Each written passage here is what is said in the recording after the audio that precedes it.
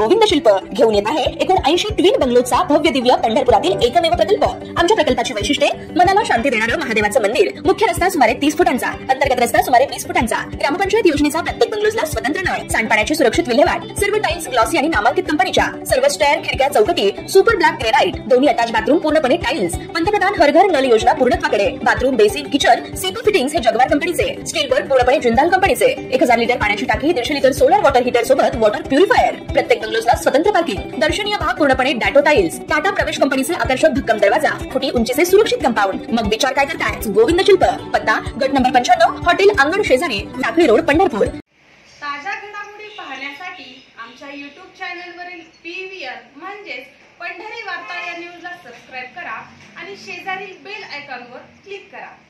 उजनी धरणातून सोडण्यात येणारा विसर्ग आज गुरुवारी सायंकाळी 5 वाजता आणखी वाढवला असून आता उजनीतून 1,50,000 क्युसेस तर वीज निर्मितीसाठी 1,600 क्युसेस असा 1,51,000 इतका विसर्ग सोडण्यात आलाय। गुरुवारी सायंकाळी 6 वाजता पंढरपुरातून भीमा नदीत 1,44,498 क्युसेसनं म्हणजेच इशारा पातळीपेक्षा 1 मीटर जास्त प्रवाहित होतीये।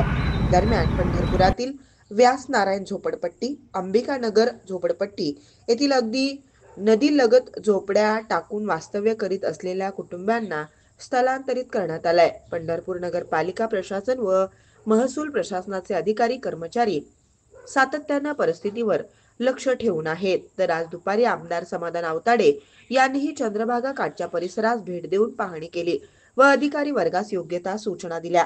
यावेळी नागरिकांनीही आपल्या अडचणी त्यांच्यासमोर मांडल्या।